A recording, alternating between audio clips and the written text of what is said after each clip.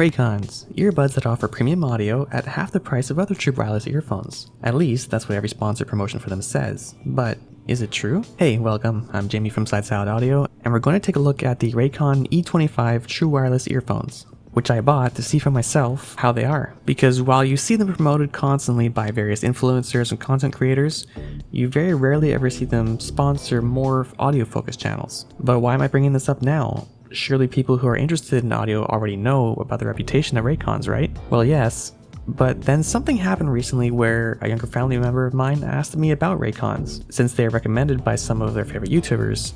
And when I mentioned how they're seen as a meme in the audio community, they said, but isn't that just snobby enthusiast opinions? Yes, but for real, I did learn a little bit of perspective where sometimes from an outside perspective, enthusiasts can be viewed as having standards that are unreasonable or may not apply to a general consumer. So I'm going to go in a bit more depth about the infamous Raycons and why I and many others advise against them. Now I'm sure you don't need me to explain them much, but the E25 are a pair of true wireless IEMs with a single dynamic driver. They use button presses for controls, and they come in quite a small form factor. They are around $80, but are often available with a discount code provided by your favorite influencer. They've gone through a few iterations over the years.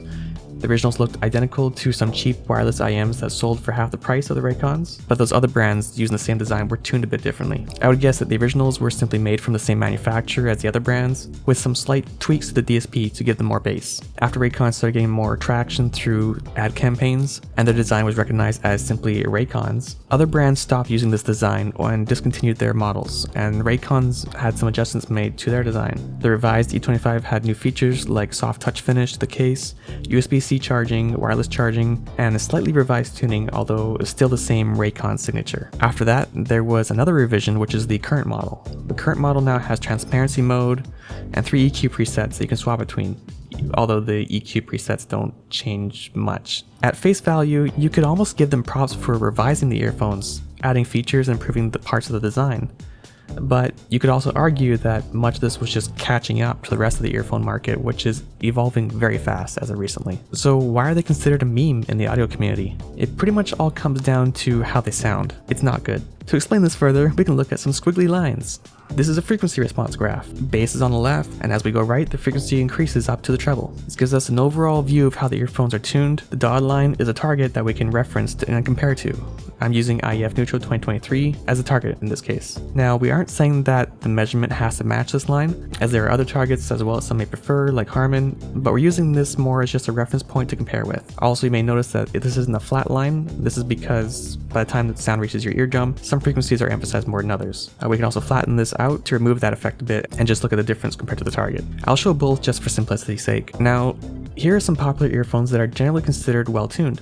You can see that they may vary in some ways, but they still follow the same general boundaries and similarities. We can even look at some more bassy earphones and see some trends.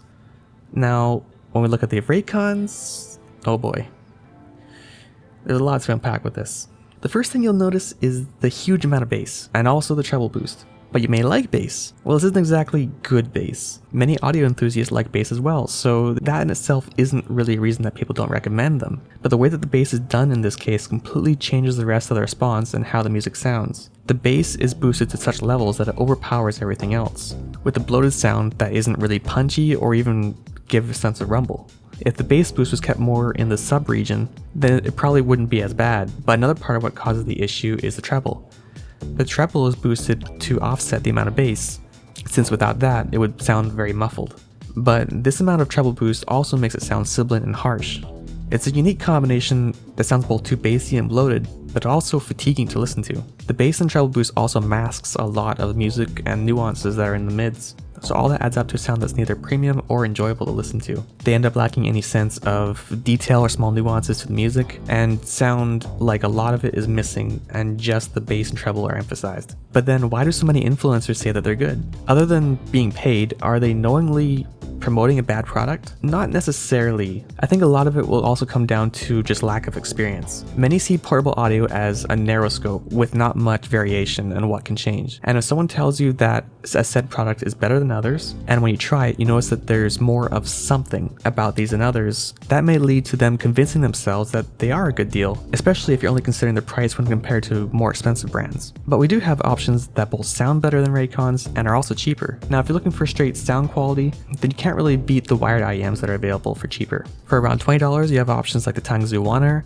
SoundNote 02, or if you want to spend closer to $50, there's a SimGot EW200 or the Truthear Zero Red. That said, if you're looking at Raycon specifically, you're probably wanting something wireless for the convenience or features. In that case, there are options like Soundpiece Engine 04, which costs around $60 and also tries to accomplish a bassy sound signature, but in a more controlled manner, utilizing 2 dynamic drivers, so one can be focused on just the sub bass. Alternatively, there's things like the Moondrop Space Travel, which costs only $25, which is actually a steal, as it not only sounds quite good, but they also have features like ANC and transparency mode, which Raycons don't have ANC. I just recommend buying the secondary case for it as well for better protection. But yeah, that's all I really want to say about Raycons. They have been around for a while now, and they do seem to be making small adjustments and upgrades as time goes on, but they just simply aren't worth it. Especially when there are better options that you could get for cheaper that will give you premium sound quality for half the price of other brands.